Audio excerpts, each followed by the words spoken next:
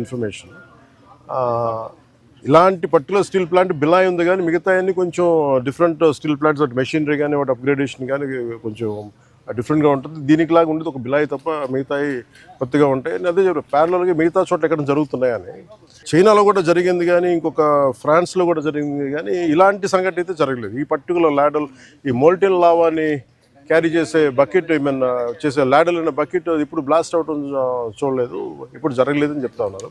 అక్కడ ఒక different blast జరిగినాయి, బట్ ఈ కైండ్ ఇప్పుడు జరగలేదు. అందుకని ఇప్పుడే బొకారో స్టీల్ ప్లాంట్ నుంచి నాకున్న ఇన్ఫర్మేషన్ ఒక 3 men కమిటీ ఒకళ్ళు వచ్చి ఫామ్ చేస్తే వాళ్ళు ప్రిలిమినరీ ఇన్వెస్టిగేషన్స్ కూడా వస్తారు.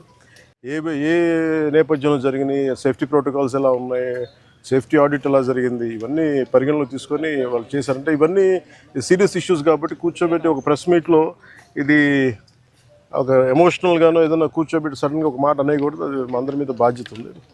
అందుకని ముందు ప్రభుత్వ పరంగా కానీ మొత్తం అసలు ఒక్కొక్క రెగ్యులర్ ఎంప్లాయీస్ ప్రాణాలు కోల్పోయిన వాళ్ళందరికీ కూడా 1,72,00,000 వారికి అందజేయడం జరుగుతూ ఉంది. అలాగే కాంట్రాక్ట్ ఎంప్లాయీస్కి 45.75 లక్షలు, అలాగే వాళ్ళ ఎంటైటిల్డ్ టర్మినల్ బెనిఫిట్తో పాటు మరణించిన వారి కుటుంబానికి 5 లక్షలు ఎక్స్గ్రేషియా, మరణించిన వారి కుటుంబ సభ్యులకు ఒక్కొక్కరికి ఉద్యోగం, సివియర్గా ఇంజూర్ అయిన వారికి 10 లక్షలు, అలాగే ట్రీట్మెంట్లో అయ్యే ఖర్చు మొత్తం రాష్ట్రీయ ఇస్పాట్ నిగమ్ లిమిటెడ్ వారు భరిస్తారు. అలాగే స్టీల్ ప్లాంట్ ఉద్యోగుల పిల్లల చదువులు ఏ విధంగా అయితే కొనసాగుతున్నాయో అదేవిధంగా మరణించిన వారి పిల్లలకు కూడా అది వర్తిస్తుంది. వారి చదువు అలాగే కంటిన్యూ అవుతుంది. మరణించిన వారి notional date of superannuation that means retirement ఏ రోజు వరకు అయితే ఉంటుందో అప్పుడు దాకా వారి కుటుంబ సభ్యులు స్టీల్ ప్లాంట్ క్వార్టర్స్లోనే ఉండొచ్చు. అలాగే ఎవరైతే కుటుంబ సభ్యులు స్టీల్ ప్లాంట్ టౌన్షిప్ బయట ఉన్నారో వారు కూడా ఇఫ్ దే డిజైర్ అంటే వాళ్ళు కోరుకుంటే ఆ స్టీల్ ప్లాంట్ క్వార్టర్స్లో కూడా వాళ్ళు కూడా ఉండొచ్చు.